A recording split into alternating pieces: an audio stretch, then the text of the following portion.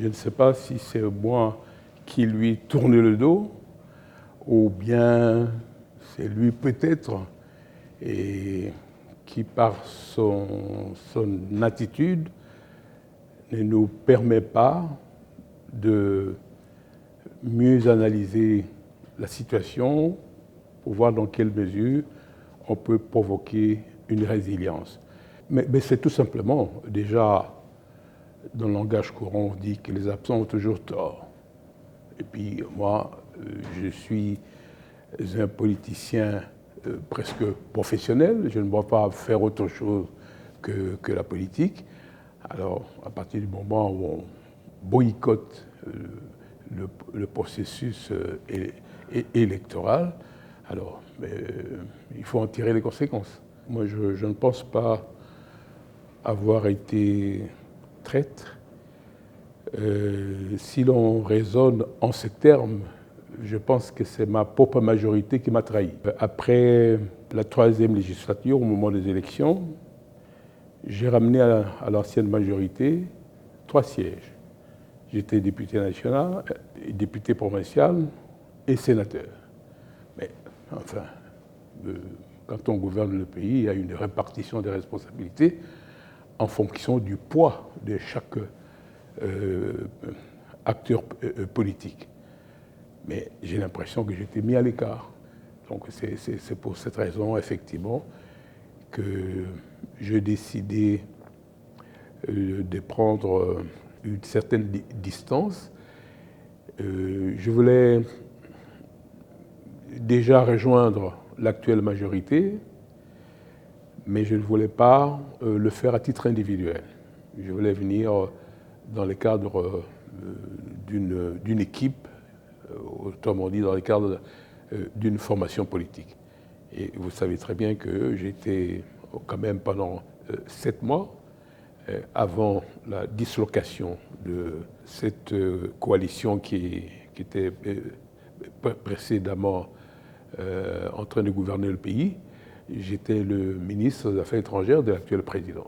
Sur le plan idéologique, je suis resté le même. Moi, je suis social-démocrate. Et d'ailleurs, c'est sur ce plan que nous avions voulu créer une synergie entre le président de la République actuelle et le PPRD à l'époque, parce que nous étions tous des sociaux-démocrates. Alors, on n'excluait pas la possibilité d'une coalition permanente et qui allait même finalement viser la fusion de nos formations politiques afin qu'on crée un axe idéologique dans ce pays. Dans la coalition FCC-Cash, il ne faut pas oublier que dans cette coalition, les libéraux et les sociaux-démocrates étaient ensemble. Mais ici, c'était une entente entre le PPRD et l'UDPS.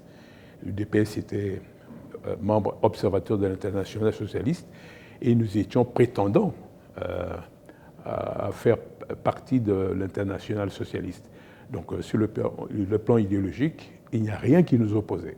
Par conséquent, rien n'empêchait effectivement que l'on travaille ensemble. C'est particulièrement pour ça. Alors, mais voilà, les choses ont pris une autre tournure. Et maintenant, je le répète, je ne veux pas faire la politique de la chaise vide. Et ce qui importe, c'est que je sois utile à mon pays et à mon électorat. Et ça, c'est aussi quelque chose de très important. Mon électorat ne m'aurait jamais pardonné si j'étais resté à l'écart. Parce que moi, je suis un élu et dans mon fief électoral,